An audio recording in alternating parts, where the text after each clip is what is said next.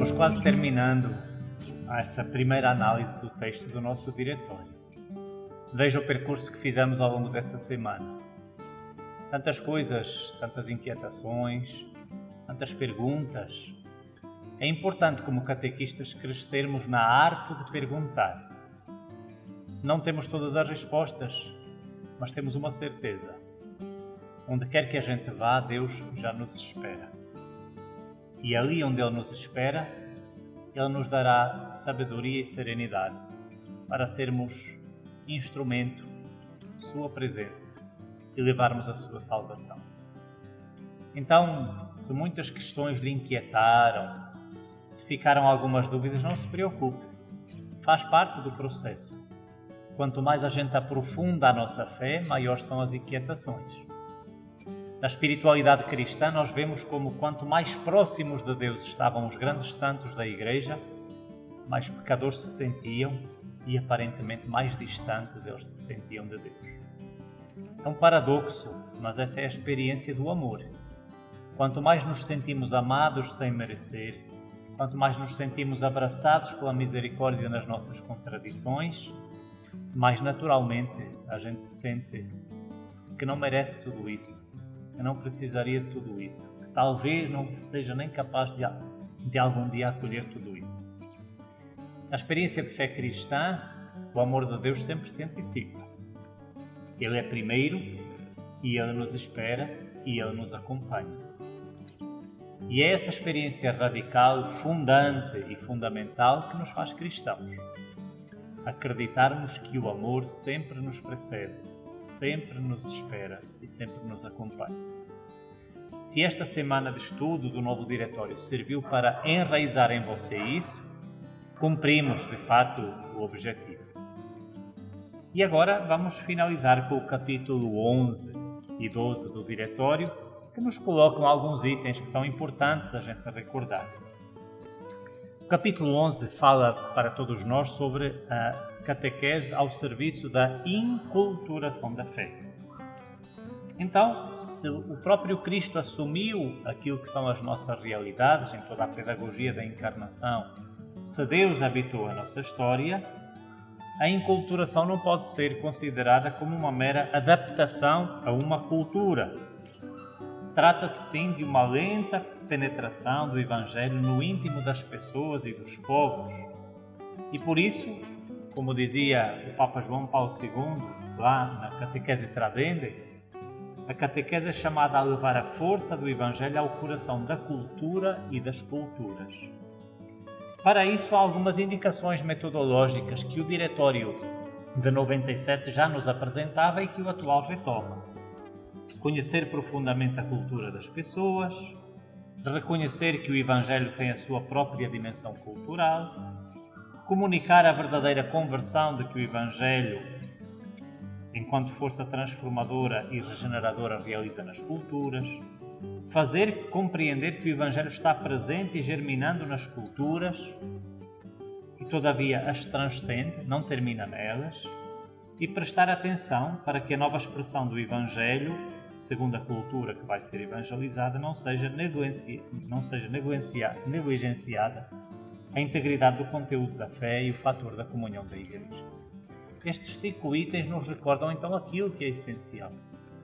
O respeito pela cultura à qual o Evangelho se dirige, perceber que nela já estão as sementes do bem e da verdade germinando ali e, portanto, a abertura ao próprio Cristo, à salvação, entender que este respeito pela cultura não significa tornar rasa a experiência de fé, mas apresentar a integralidade da experiência de fé, e reconhecer que o Evangelho tem esta capacidade de penetrar, de viver, de habitar e de transformar todas as culturas, porque ele não se resume a um modo de entender a vida, mas ele é oferta de transformação de todas as vidas em todas as circunstâncias.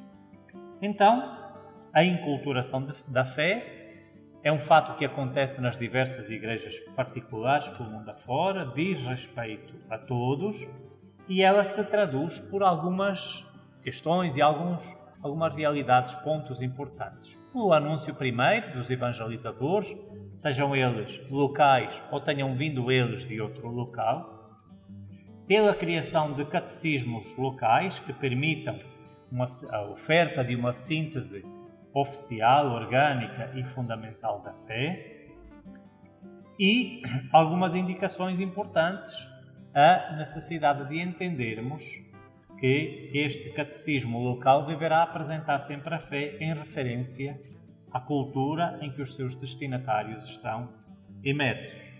Por isso o Diretório vem relembrar-nos, no número 406, o seguinte: na época da nova evangelização, o Espírito Santo convida os cristãos a terem a coragem de encontrar os novos sinais, os novos símbolos, uma nova carne para a transmissão da palavra.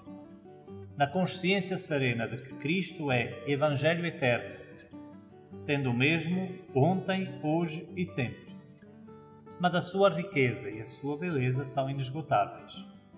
Ele é sempre jovem e fonte de constante novidade. Sempre que procuramos voltar à fonte e recuperar o frescor original do Evangelho, despontam novas estradas, métodos criativos, outras formas de expressão, sinais mais eloquentes, palavras cheias de renovado significado para o mundo atual. Então, o processo de enculturação, para você que me escuta, trata-se justamente disso, de fazer com que determinada realidade cultural seja habitada pelo Evangelho que já está ali em semente, para que ele possa florescer a partir daquela linguagem, daqueles ritmos, daqueles sons, daquela arte que fala daquele povo e daquela circunstância. Esse é o processo de enculturação. Não é um processo de homologação, mas é um processo de enculturação, que parte da cultura e de todas as culturas, mantendo aquilo que é a integridade da fé. Por isso, no capítulo 12, depois deste longo itinerário, o Diretório vai nos falar dos diversos organismos que estão ao serviço da catequese. Só para que fique claro para você as diversas instâncias. O primeiro deles, a Santa Sé, naturalmente, para garantir também essa unidade da experiência da fé. O segundo, os sínodos dos bispos, ou, no caso das igrejas orientais, os conselhos dos hierarcas das igrejas orientais. O terceiro, as conferências episcopais. O quarto, as dioceses, com a sua coordenação diocesana da catequese, com a coordenação de catequese bem organizada e estruturada, com o projeto diocesano de catequese, com o seu programa operacional e com a oferta de formação dos catequistas. Uma delas, o exemplo é esta que estamos fazendo agora. Com esta visão e com esta estruturação, terminamos então com o capítulo 12, o nosso primeiro olhar sobre o Diretório, o novo Diretório para a catequese. Creio que fica claro para você, ao longo deste itinerário que fizemos, que emergem duas necessidades fundamentais. A primeira delas, uma renovação espiritual e pastoral da Igreja. A segunda, um entusiasmo evangelizador que suscite novos métodos, um novo ardor, novas linguagens e também uma capacidade nova dos diversos agentes pastorais, a começar por todos nós os catequistas, de apresentarmos de maneira crível, significativa, aos homens e mulheres do nosso tempo, a beleza do amor e a alegria do Evangelho.